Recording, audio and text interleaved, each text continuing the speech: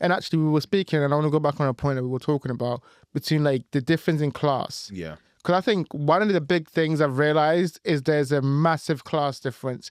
And it's not even, and it's not seen. It's not so obvious that people can point it out. Yeah. It's so implicit. Talk to me about the role you think class plays in this whole conversation we're having.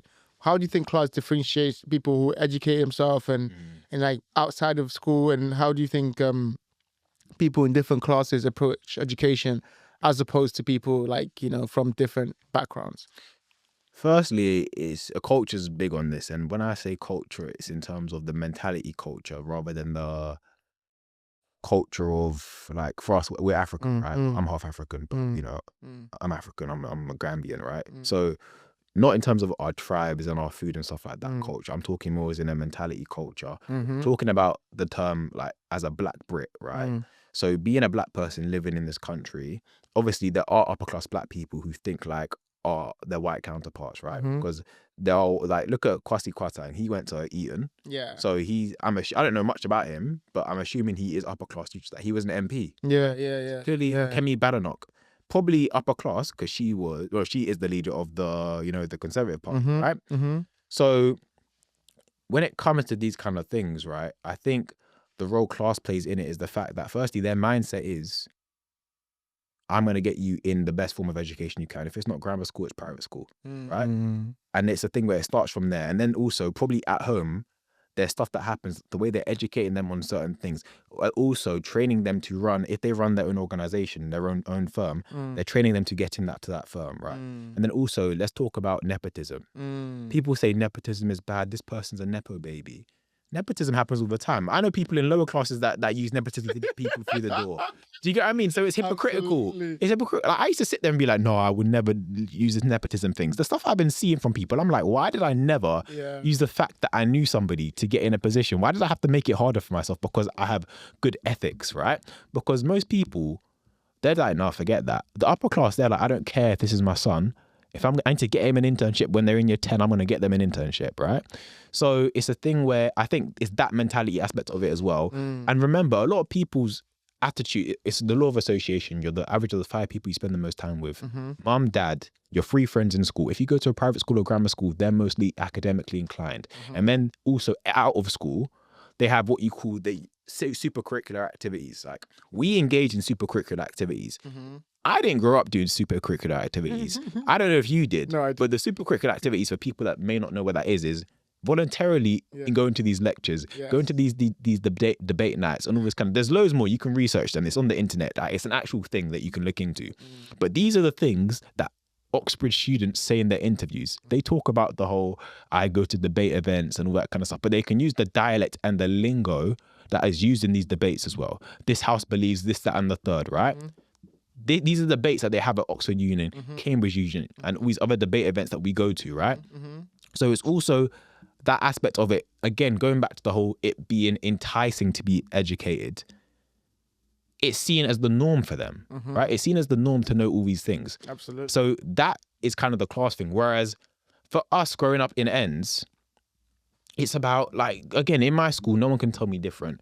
People did want to be academic, but there was still the thing of who can get the most girls, who has the best drip, like who's got the best Nike trackie, like who's got the best trainers. That was still a thing. I didn't have those things. Like, I was seen as the broke kid, so I didn't have those things, right? So then when I got to 17, it was like, I'll invest in the books and stuff, but also I'm going to invest in a bit of designer things. And then I realized it's foolish. Yes. I had my quick little month or 2 phase of that, and then I'm done with it. Whereas these guys, again, the things they invest in, the clothes they invest in are quality. They'll go to buy clothes from Reiss. They'll go to, I'm probably butchering the name, but Massimo Dutti and all these places. They'll invest in quality and never have to buy things again. They'll go to Halls and Curtis, get their suits tailored. We're going Primark.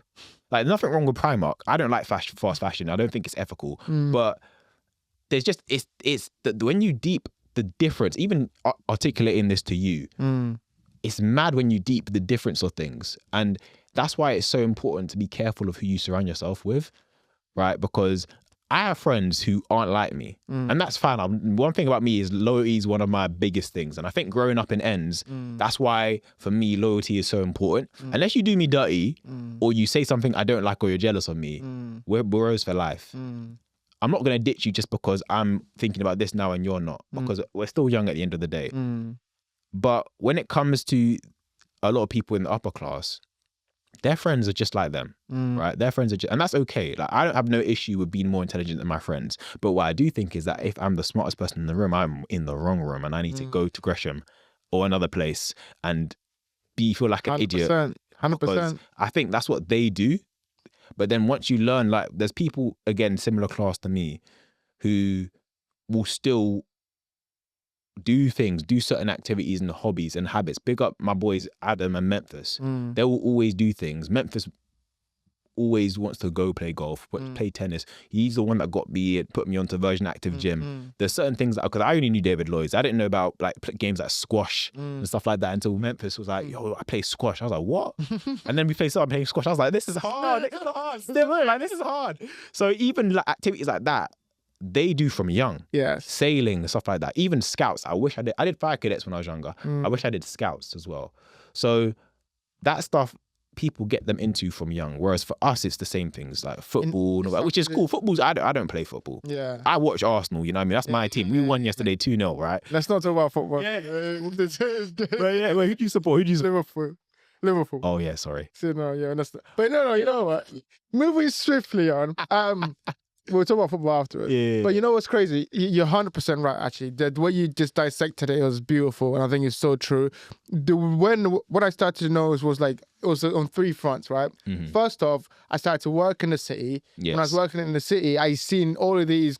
I was either going to work with them, working with them, and then just being in and around the conversations that were happening, working under someone in that class, how they think, yeah. How they talk, how they think, how they talk to their friends that are from the same class. I was like, okay, that's different. Yeah. And then I started going to these events and then having conversation with these professors and like with all these people, and then to see like they've been doing this for 30 years and like how would they educate themselves and how they prepare for these things.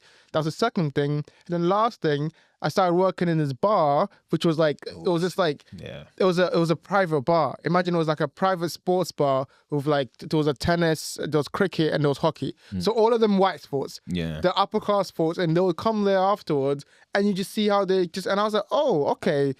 All of those three things made me realize that, hey, they're not much different from us when it comes to their base habits. Like, if you were to draw a Venn diagram, we're actually more similar than we're not alike. Yeah. But the difference is actually so much, like, more for them, and they can use that value so much more, and they understand the game so much more. They makes it so much more different for us. You know, like they still drink and they still do all of these dumb stuff that they you know, the bad aspects of our culture too. But for them, they do it in a way which I guess helps them socialize and with people like them making business deals. 100%. You know, so it was like I was starting to see all of this, and it made me think like, okay, cool. It is fascinating to see the class difference, and I think the UK. I think Kanye said it once. It's like it's not race war, it's a class war or something like that. The UK is very much known for that difference in class because it's very hard for you to break into that sphere, or like unless you're like from there, unless you make the money, unless you start talking like them or being like them. But I'm thinking, you know, like I think there's a new generation of people where I'm starting to see, because I have friends in that class. They're just like me. They think like me. And a lot of them are cool. A lot of them are cool, you know? And so you start realizing that, okay, there's no... the difference isn't really about bringing one class down or, you know, like bigging up another class. It's actually like understanding what your culture, like you mentioned that word at the beginning, what does your culture try to teach you? Are those good things? What are the good things? What are the bad things? How do I separate the two? You know, growing up for me, it was very big. Like I had friends from all different walks of life, right? I was just me. People just knew me as just me. And they didn't put any pressure on me to be there like them. That was very important because a lot of my other friends from the streets, they'll be being pressured to go sell drugs. They'll be pressured to do this, and they'll be pressured to do this. And I was like, wait, why are you being pressured to do that? You know, but now I understand, you know, that's just the environment. So I think it's very important for us to be aware of these things, and so that people can make their own decisions, because a lot of people don't make the decision until it's too late. You know, and then you see, when you grow up and you see another class and you're thinking, how am I not there? And it's like, Well, no, the difference is that they just do different things, and they've been knowing about these pitfalls. And young, you know, like the financial pitfalls, or like not understanding like how to build a CV, or conduct yourself in a conversation, or conduct yourself in an interview. These little things are very important. So very important for us to like learn these things and grow from them. You know. So, a lot of the time, as we mentioned off camera, you learn it through. We have to learn it through experience. Like when I was first going for my apprenticeship, the amount of job interviews I flopped, bro. And then all of a sudden I get a suit from my mom buys me a suit from Primark, and now I'm starting to get respect. It's just little things like that. I used to win like jumpers and stuff. That's another class thing. The fact that a lot of us grow up poor. And we can't afford to have suits. And a lot of people look at us. Firstly, we're black. Secondly, we don't know how to communicate with. A lot of us go to black schools as well. I went to a black primary school. My primary school was very black. And then I get secondary school, it was majority black, but there's quite a lot of white kids and a few Asian kids as well. My secondary school was quite diverse. My sixth form was more on the black side as well, if I'm honest. But that's not the real world. The real world, remember, in the UK, I don't know what percentage it is, but we're not the majority in the UK. But a lot of us don't grow up knowing how to communicate with other people in other classes.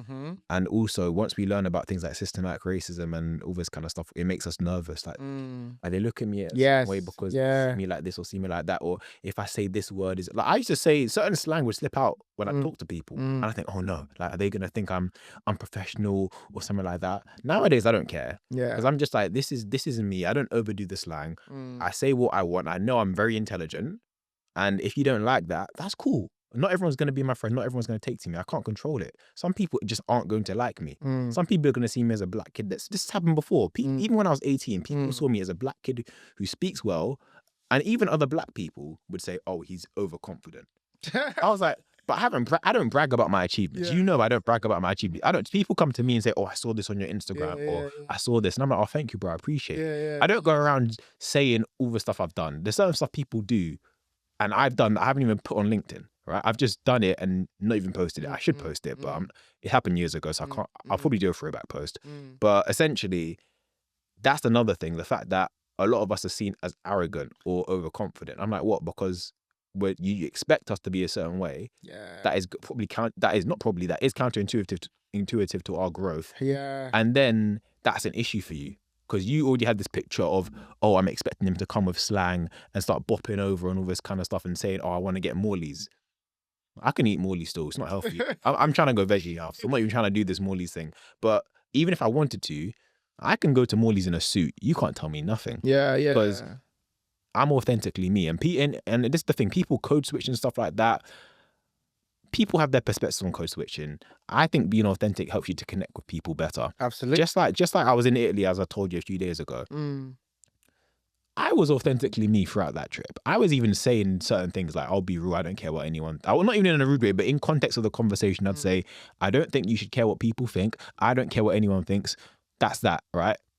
I'm open to people's feedback and perspectives. One of my friends I made out there, she was always giving me feedback and saying, you should think like this, asking me about... like challenging my mind, which I really, really appreciated. And I'm not going to tell her, you're wrong, you're chatting rubbish. Don't try to advise me on that, because I can learn from everybody.